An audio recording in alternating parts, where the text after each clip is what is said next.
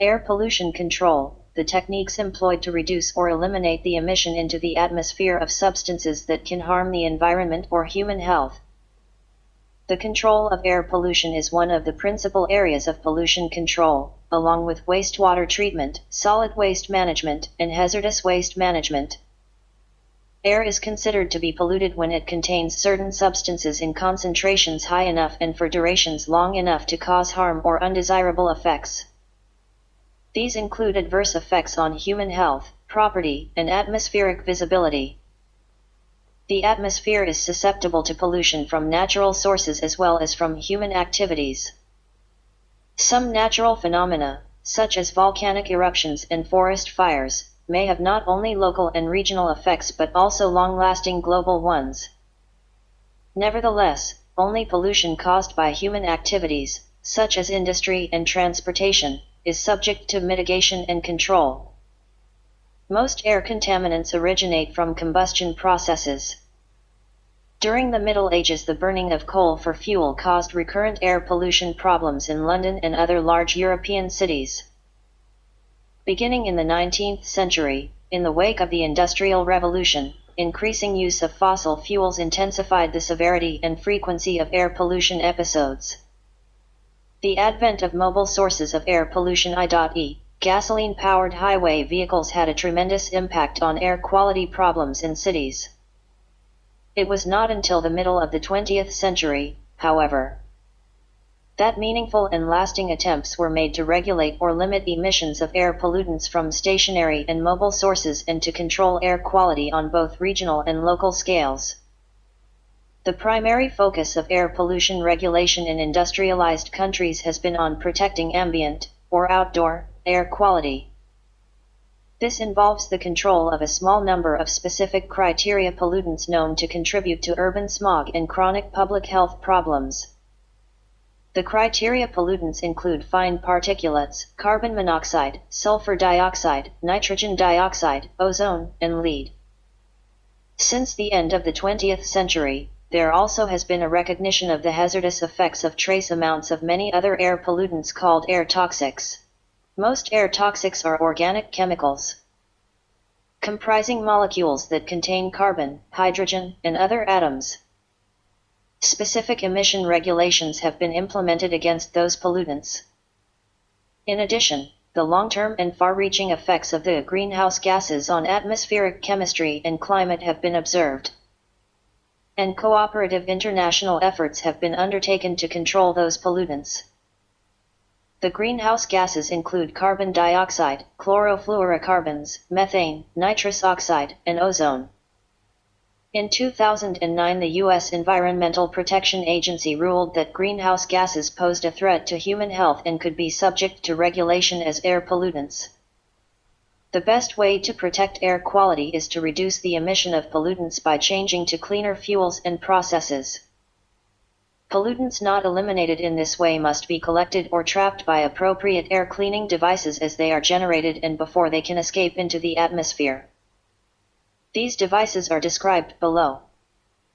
The emphasis of this article is air pollution control technology, as it is designed to remove particulate and gaseous pollutants from the emissions of stationary sources, including power plants and industrial facilities.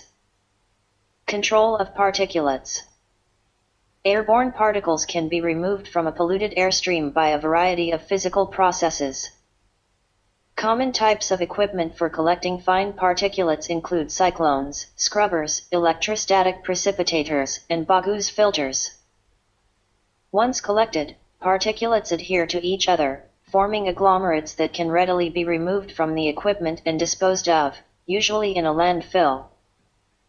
Because each air pollution control project is unique, it is usually not possible to decide in advance what the best type of particle collection device will be. Control systems must be designed on a case-by-case basis.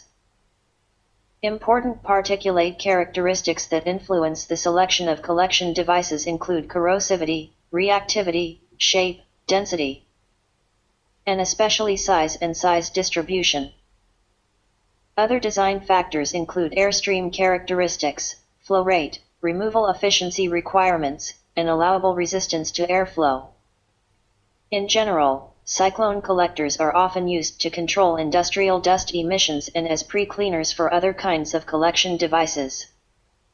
Wet scrubbers are usually applied in the control of flammable or explosive dusts or mists from such sources as industrial and chemical processing facilities and hazardous waste incinerators. They can handle hot air streams and sticky particles.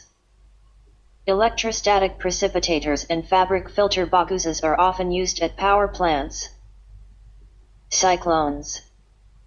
A cyclone removes particulates by causing the dirty airstream to flow in a spiral path inside a cylindrical chamber. Dirty air enters the chamber from a tangential direction at the outer wall of the device, forming a vortex as it swirls within the chamber. The larger particulates, because of their greater inertia, move outward and are forced against the chamber wall. Slowed by friction with the wall surface, they then slide down the wall into a conical dust hopper at the bottom of the cyclone. The cleaned air swirls upward in a narrower spiral through an inner cylinder and emerges from an outlet at the top. Accumulated particulate dust is periodically removed from the hopper for disposal.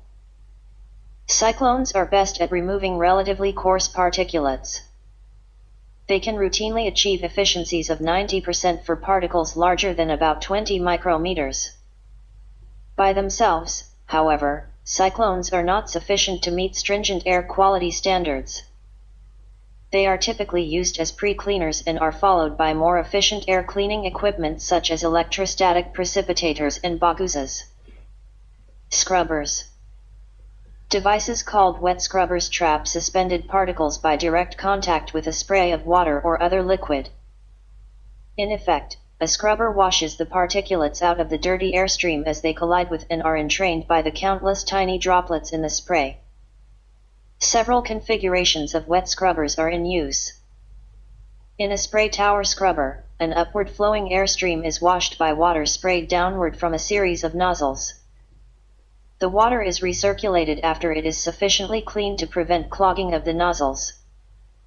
Spray tower scrubbers can remove 90% of particulates larger than about 8 μm.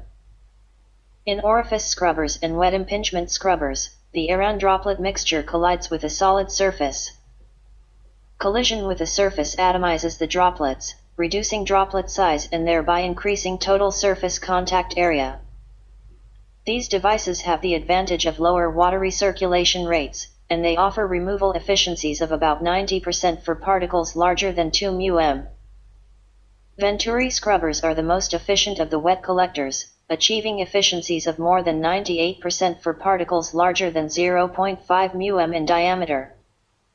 Scrubber efficiency depends on the relative velocity between the droplets and the particulates.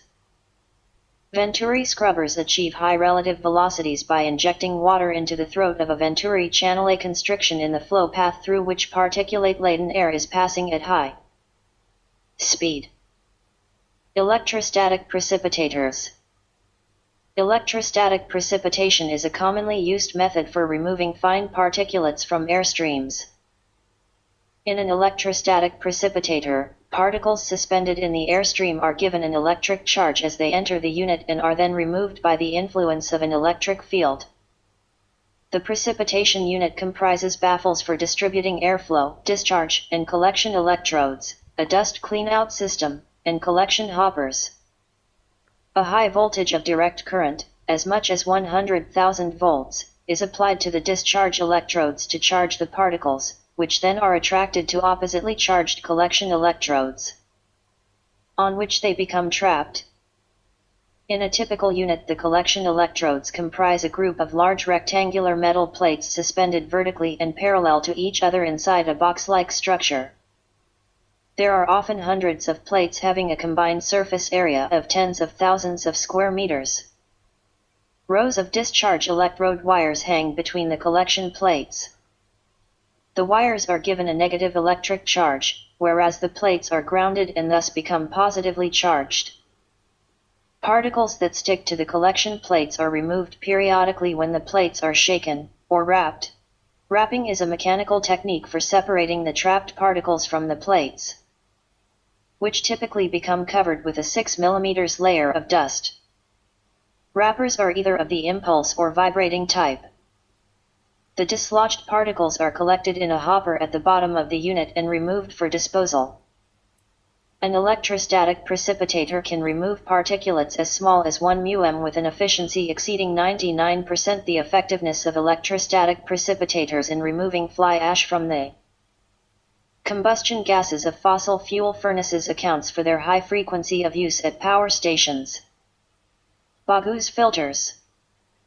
One of the most efficient devices for removing suspended particulates is an assembly of fabric filter bags, commonly called a baghouz. A typical baghouz comprises an array of long, narrow bags each about 25 centimeters in diameter that are suspended upside down in a large enclosure. Dust-laden air is blown upward through the bottom of the enclosure by fans. Particulates are trapped inside the filter bags, while the clean air passes through the fabric and exits at the top of the baghouz. A fabric filter dust collector can remove very nearly 100% of particles as small as 1 μm and a significant fraction of particles as small as 0.01 μm. Fabric filters, however, offer relatively high resistance to airflow, which leads to substantial energy usage for the fan system. In addition, in order to prolong the useful life of the filter fabric, the air to be cleaned must be cooled before it is passed through the unit. Cooling coils needed for this purpose add to the energy usage. Several compartments of filter bags are often used at a single baghouz installation. This arrangement allows individual compartments to be cleaned while others remain in service. The bags are cleaned by removing the excess layer of surface dust. This is done in several different ways, by mechanically shaking them, by temporarily reversing the flow of air and causing them to collapse, or by sending a short burst of air down through the bag, causing it to briefly expand. After the dust is removed from the filters, it falls into a hopper below and can be collected for disposal or further use. Care must be taken not to remove too much of the built-up surface dust, or dust cake, when cleaning the filters. In most filter types, the filter itself is only a substrate that allows for the formation of a layer of dust cake, which then captures the majority of the particulates. Filters with an applied membrane coating such as polytetrafluoroethylene do not require the use of dust cake to operate at their highest efficiency. Control of gases. Gaseous criteria pollutants, as well as volatile organic compounds and other gaseous air toxics, are controlled by means of three basic techniques: absorption, adsorption, and incineration. These techniques can be employed singly or in combination. They are effective against the major greenhouse gases as well. In addition, a fourth technique, known as carbon sequestration, is in development as a means of controlling carbon dioxide levels. Absorption. In the context of air pollution control, absorption involves the transfer of a gaseous pollutant from the air into a contacting liquid, such as water. The liquid must be able either to serve as a solvent for the pollutant or to capture it by means of a chemical reaction. Wet scrubbers and packed scrubbers. Wet scrubbers similar to those described above for controlling suspended particulates may be used for gas absorption. Gas absorption can also be carried out in packed scrubbers, or towers, in which the liquid is present on a wetted surface rather than as droplets suspended in the air. A common type of packed scrubber is the countercurrent tower. After entering the bottom of the tower, the polluted airstream flows upward through a wetted column of light, chemically inactive packing material. The liquid absorbent flows downward and is uniformly spread throughout the column packing, thereby increasing the total area of contact between gas and liquid. Thermoplastic materials are most widely used as packing for countercurrent scrubber towers. These devices usually have gas removal efficiencies of 90 to 95%. Co-current and cross-flow packed scrubber designs are also used for gas absorption. In the co-current design, both gas and liquid flow in the same direction vertically downward through the scrubber. Although not as efficient as countercurrent designs, co-current devices can work at higher liquid flow rates. The increased flow prevents plugging of the packing when the airstream contains high levels of particulates. Co-current designs afford lowered resistance to airflow and allow the cross-sectional area of the tower to be reduced. The cross-flow design, in which gas flows horizontally through the packing and liquid flows vertically downward, can operate with lower airflow resistance when high particulate levels are present. In general, scrubbers are used at fertilizer production facilities, at glass production plants, at chemical plants, and at rendering plants. Flue gas desulfurization. Sulfur dioxide in flue gas from fossil fuel power plants can be controlled by means of an absorption process called flue gas desulfurization. FGD systems may involve wet scrubbing or dry scrubbing. In wet FGD systems, flue gases are brought in contact with an absorbent, which can be either a liquid or a slurry of solid material. The sulfur dioxide dissolves in or reacts with the absorbent and becomes trapped in it. In dry FGD systems, the absorbent is dry pulverized lime or limestone. Once absorption occurs, the solid particles are removed by means of Bagou's filters. Dry FGD systems, compared with wet systems, offer cost and energy savings and easier operation. But they require higher chemical consumption and are limited to flue gases derived from the combustion of low-sulfur coal. FGD systems are also classified as either regenerable or non-regenerable, depending on whether the sulfur that is removed from the flue gas is recovered or discarded. In the United States, most systems in operation are non-regenerable because of their lower capital and operating costs. By contrast, in Japan regenerable systems are used extensively, and in Germany they are required by law. Non-regenerable FGD systems produce a sulfur-containing sludge residue that requires appropriate disposal. Regenerable FGD systems require additional steps to convert the sulfur dioxide into useful byproducts like sulfuric acid. Several FGD methods exist, differing mainly in the chemicals used in the process. FGD processes that employ either lime or limestone slurries as the reactants are widely applied. In the limestone scrubbing process, sulfur dioxide reacts with limestone particles in the slurry, forming calcium sulfite and carbon dioxide. In the lime scrubbing process, sulfur dioxide reacts with slaked lime, forming calcium sulfite and water. Depending on sulfur dioxide concentrations and oxidation conditions, the calcium sulfite can continue to react with water, forming calcium sulfate. Neither calcium sulfite nor calcium sulfate is very soluble in water, and both can be precipitated out as a slurry by gravity settling. The thick slurry, called FGD sludge, creates a significant disposal problem. Flue gas desulfurization helps to reduce ambient sulfur dioxide levels and mitigate the problem of acid rain. Nevertheless, in addition to its expense, millions of tons of FGD sludge are generated each year. Millions of tons of FGD sludge are generated each year. Adsorption. Gas adsorption, as contrasted with absorption, is a surface phenomenon. The gas molecules are sorbed, attracted to and held on the surface of a solid.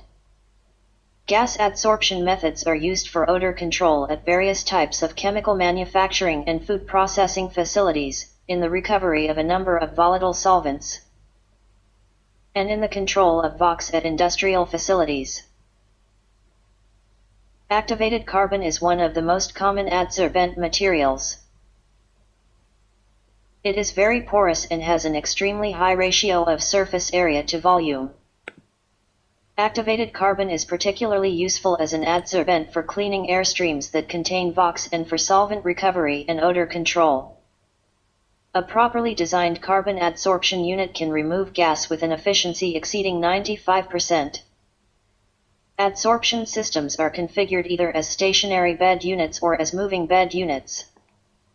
In stationary bed adsorbers, the polluted airstream enters from the top, passes through a layer, or bed, of activated carbon, and exits at the bottom.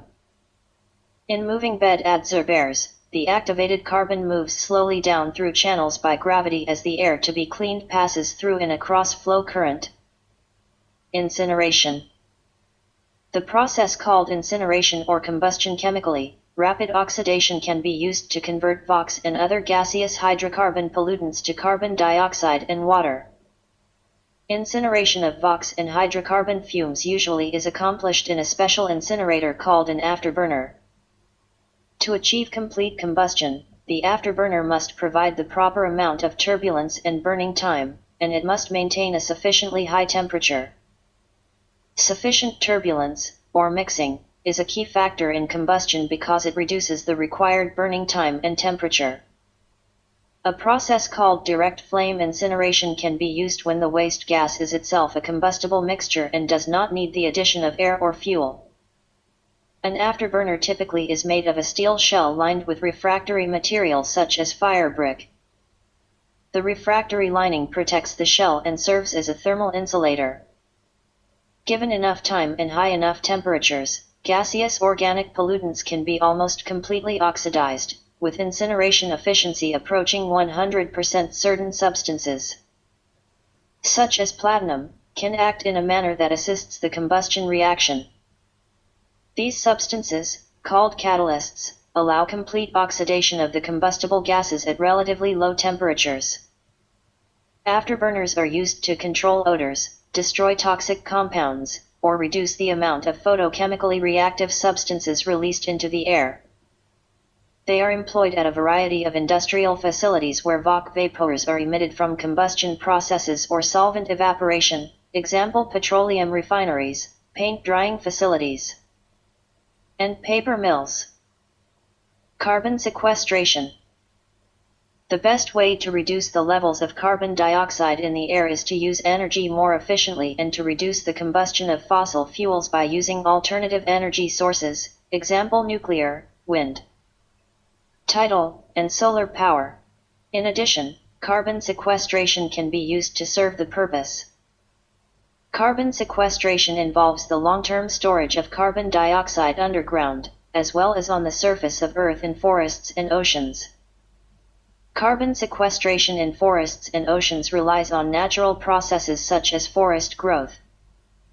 However, the clearing of forests for agricultural and other purposes diminishes natural carbon sequestration.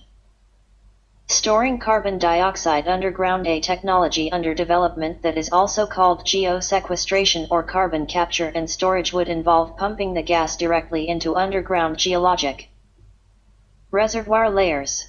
This would require the separation of carbon dioxide from power plant flue gases, a costly process. Ocean fertilization, untested geoengineering technique designed to increase the uptake of carbon dioxide from the air by phytoplankton, microscopic plants that reside at or near the surface of the ocean. The premise is that the phytoplankton, after blooming, would die and sink to the ocean floor, taking with them the CO2 that they had photosynthesized into new tissues. Although some of the sinking material would be returned to the surface through the process of upwelling, it is thought that a small but significant proportion of the carbon would remain on the ocean floor, eventually becoming stored as sedimentary rock.